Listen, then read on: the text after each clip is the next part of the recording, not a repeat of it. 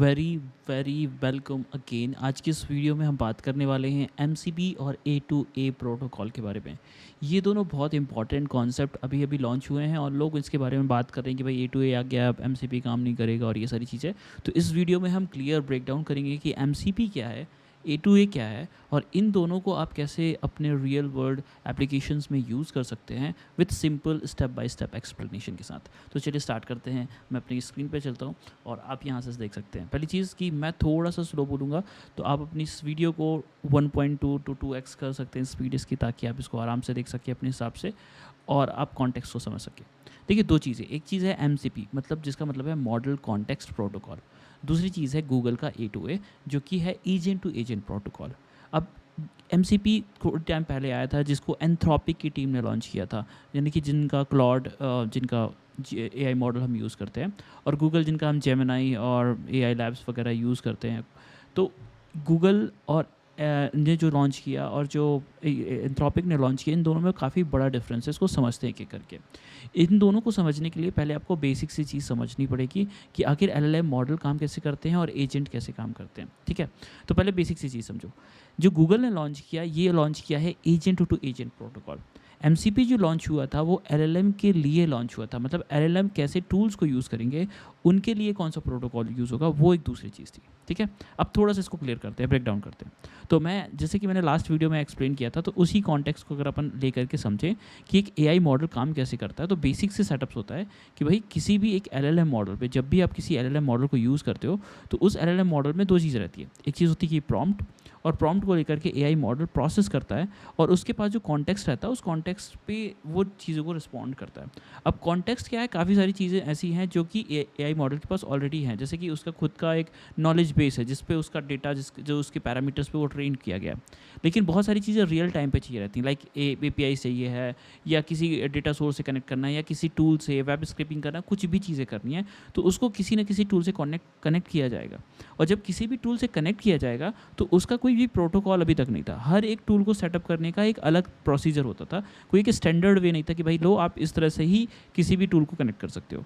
तो एंथ्रोपिक की टीम ने क्या किया था कि जो ये कॉन्टेक्स्ट को ऐड करने वाली जो प्रोसेस थी, एलएलएम मॉडल पे जो चीज़ें ऐड होंगी, एलएलएम मॉडल्स पे जो चीज़ें बनेंगी, या फिर जो भी टूल्स यूज़ करेगा, जिसको हम फाइनली बाद में जा करके एजेंट कह देते हैं, ये सारी चीज़ें एमसीपी के अंदर आएंगी। ठीक है, मतलब एजेंट अंदर अपने आप में कैसे काम करेगा, this is the whole process, जिसपे एमसीपी का बहुत इंपॉर्टेंट रोल होने वाला है, क्योंकि वो कॉन्टेक्स्ट प्रोटोकॉल है। मतलब किसी भी एलएलएम मॉडल का कॉन्टेक्स्ट कैसा होगा, उसको कैसे फेच किया जाएगा, उसके क्या प्रोटोकॉल्स हैं, उसके लिए पूरा का पूरा डॉक्यूमेंटेशन जो लॉन्च किया गया, वो एंथ्रोपिक की टीम के द्वारा लॉन्च किया गया। तो ये एक ओपन प्रोटोकॉल है जो कि एलएलएम के कॉन्टेक्स्ट को मतलब प्रोटोकॉल, मतलब एक सेट ऑफ रूल्स में कन्वर्ट करता है। इसका अगर जर्नल आर्किटेक्चर आप देखोगे तो एक सिंपल तरीके से काम करता है। भैया सीधी चीज़ है कि सभी टूल्स के जो है ना, वो एक सर्वर की तरह पेश आएंगे, और जिस भी जगह पे आप यूज़ करना चाहते हो, मतलब जिस भी क्लाइंट पे आप उस एमसीपी टूल को यूज़ करना चाहोगे, उस पर सिंपल एक कुछ एपीआई या किसी भी प्रोसेस के थ्रू आप स्टैंडर्ड इनपुट आउटपुट प्रोसीजर के थ्रू आप उसको कनेक्ट कर सकते हैं। एमसीपी के बारे में मैंने डिटेल एक लास्ट वीडियो में एक्सप्लेन किया था, जिसके बारे में आप ज़्यादा जाकर देख सकते हैं कि भाई उसका कोर आर्किटेक्चर क्या है, आप कैसे उसमें रिसोर्सेज, प्रॉम्प्ट्स एंड टूल्स को ऐड कर सकते हैं। ठीक है, चलिए अब बात करते हैं ए2ए। ए2ए जो प्रोटोकॉल है, वो बेसिकली आपका सिंपल सी अगर बात करूँ तो ये एजेंट टू एजेंट प्रोटोकॉल है, यानी कि इसका जो एमसीपी प्रोटोकॉल है, उससे कोई लेना देना नहीं है डायरेक्टली। बात यह है कि गूगल ने जो बात की, उसने सीधा सीधा ये कहा कि भैया मेरे को एक एजेंट दूसरे एजेंट से कैसे काम करता है। एक इसको रियल वर्ल्ड एग्जाम्पल से समझते हैं। चलिए ठीक है, जैसे कि एग्जाम्पल ले लेते हैं कि मेरे को एक सिंपल सा एक एआई टूल बनाना है। ठीक है, मैं यहीं से स्टार्ट करता हूँ। मेरे को एक एआई टूल बनाना है। इस एआई टूल पे, इसका एआई टूल का काम ये रहेगा कि भाई मेरे को जो भी मेरे जितने भी ऑपरेशंस हैं मार्केटिंग के, उन सारे मार्केटिंग ऑपरेशन को मेरे को ऑटोमेट करना है। तो मैं इस पर लिख देता हूँ ऑपरेशंस, जो है मेरे मार्केटिंग ऑपरेशन, वो एक ये जो एजेंट है, यानी कि जो मेरा एआई टूल है, इसको मैंने काम दे दिया कि भैया आप इस मार्केटिंग जो ऑपरेशन वाला सारे ऑपरेशन है, इसको मैंने एजेंट कह दिया। ठीक है, अब इस मार्केटिंग ऑपरेशंस में काफ़ी सारी सेट ऑफ चीज़ें की ज़रूरत पड़ेंगी। इसमें मेरे को कुछ एलएलएम मॉडल्स की ज़रूरत पड़ेगी।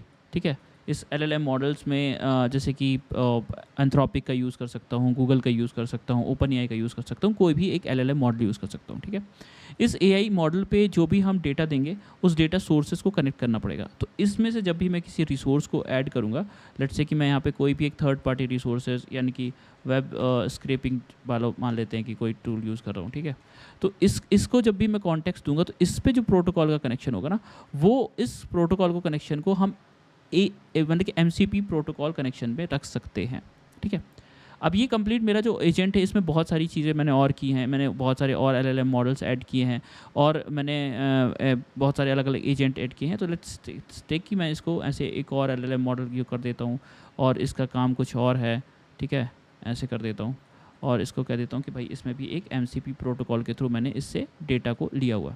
तो ये डेटा एक दूसरे से ये शेयर करते रहते हैं, कैसे शेयर करते हैं वो एमसीपी प्रोटोकॉल को आप अगर देखेंगे तो आपको समझ में आ जाएगा। तो ये मेरा जो पूरा प्रोसेस है ना, this is a part of one agent. अब गूगल कहता है कि भैया जैसे बहुत सारे ऐसे लोग हैं जिन्होंने बहुत अच्छे अच्छे एजेंट बना लिए हैं, अगर क्या हो कि हम किसी दूसरे का एजेंट अपने एप्लीकेशन में यूज़ कर सकें, तो ऐसा क्या पॉसिबल था? तो अभी तक ऐसा पॉसिबल था, लेकिन इसके लिए क्या था कि आप जब भी किसी भी कंपनी के साथ कनेक्ट करते हो या किसी भी एजेंट को यूज़ करते हो, तो उनके सिस्टम रहते हैं, उनकी प्रोसेस रहती है, उनको आपको फॉलो करना पड़ता है। तो गूगल ने बोला कि भैया ऐसा नहीं करो, आप इसको भी एक प्रोटोकॉल में रखो, एक सेट ऑफ रूल्स में रखो, जिसमें क्या होगा कि मेरा जो एजेंट है, लेट्स से कि मेरे मार्केटिंग एजेंट है, आप अगर इसको किसी के साथ शेयर करना चाहते हो ना, तो इसका एक आप एजेंट कार्ड बना सकते हो, ठीक है। तो मतलब कहने का मतलब ये है कि मैं एक यहाँ पे एक इसका इनपुट आउटपुट एक प्रोसेस दे देता हूँ, जिस पे अगर आप यहाँ पे मैं इसको बोल देता हूँ एजेंट कार्ड, ठीक है, एजेंट कार्ड, और इस पे मैं लिख दूंगा कि भैया आप मेरे एजेंट को कैसे यूज़ कर सकते हो, मेरे एजेंट पे आप कैसे इनपुट दोगे, वो कैसे आपको आउटपुट देगा, और इस पर कुछ सेट ऑफ चीज़ें उन्होंने दे दी, ठीक है।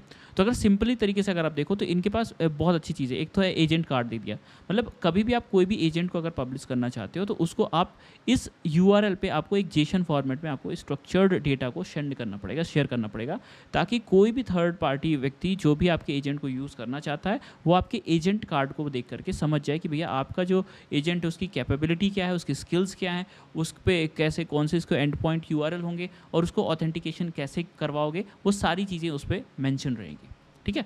तो एक चीज़ होगी कि भैया मेरे पास एजेंट कार्ड होगा। दूसरी चीज़ क्या होगी, एक A2A सर्वर रहेगा, सिमिलर टू द, अगर आप सिमिलर उसके जैसे देखेंगे कि एक एमसीपी प्रोटोकॉल के अंदर देखें, तो इसके पास भी एक क्लाइंट और सर्वर आर्किटेक्चर होता था। मतलब क्या है, जैसे कि लेट्स से कि मेरे को एक इस पर कोई सा दूसरा थर्ड पार्टी टूल यूज़ करना है, कोई एक एग्जांपल ले लेते हैं, फॉर एग्जांपल ले लेते हैं ब्लेंडर, या फिर कोई 3D ग्राफिक्स जनरेटर लेते हैं, ठीक है, 3D ग्राफिक जनरेटर कोई एक टूल है। इस टूल को कनेक्ट करने के लिए इस टूल के पास, ये टूल जो है वो एक सर्वर के जैसे पेश आया, और मेरा जो एप्लीकेशन था वो क्लाइंट के जैसे पेश आया। मतलब क्लाइंट और सर्वर आर्किटेक्चर, एक जैसे वेब एप्लीकेशन में रहता है ना कि एक सर्वर होता है जहाँ से चीज़ें जाती हैं, एक क्लाइंट जो इसको यूज़ करता है, ठीक है। तो सर्वर मतलब उसको सर्व करने वाला, सारी चीज़ें सर्व करने वाला।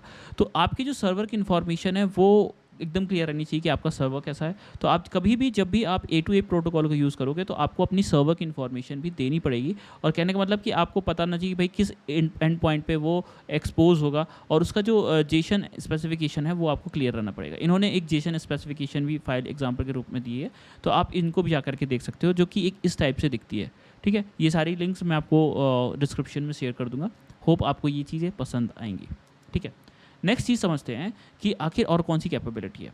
इसमें 2-3 चीज़ें, जैसे कि आप इनको टास्क दे सकते हो कि कैसे टास्क दोगे, तो उसके टास्क की ना एक स्टेटस होगा कि भैया आपने कोई टास्क दे दिया किसी एजेंट को। और ये काफ़ी इंटरेस्टिंग है कि भाई देखो, मैंने अपना खुद का एजेंट नहीं बनाना, मैंने किसी थर्ड पार्टी एजेंट को यूज़ किया।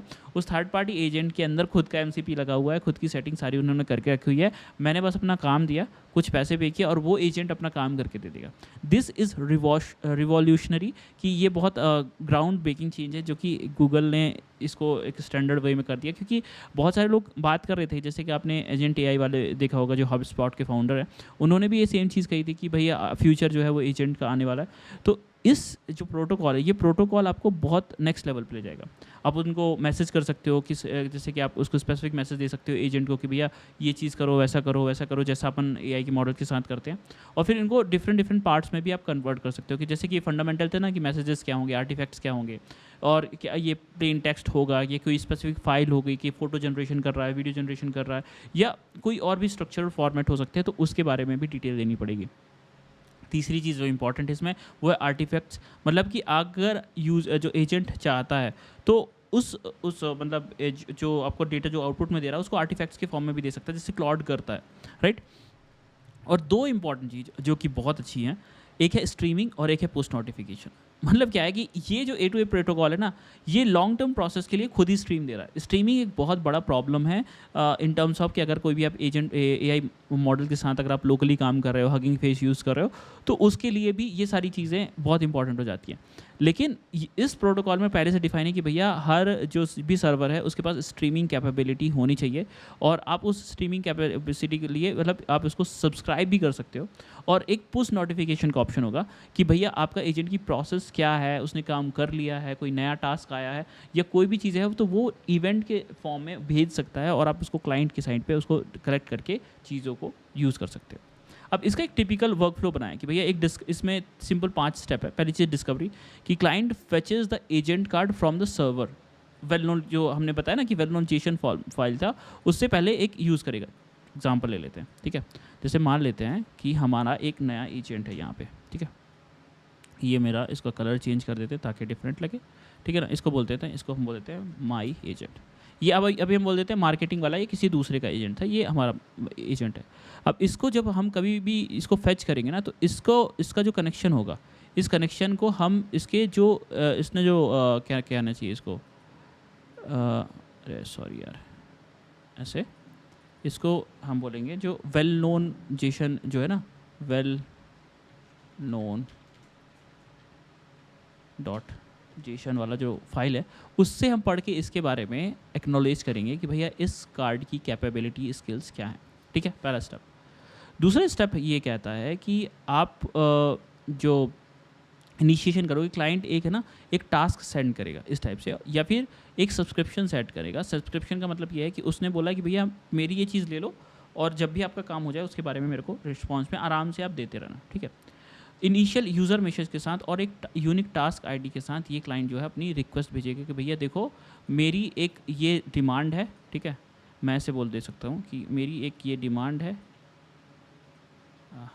ये इसको ये भेजेगा सेट मेथड के रूप में, या बोलेगा सब्सक्राइब करेगा,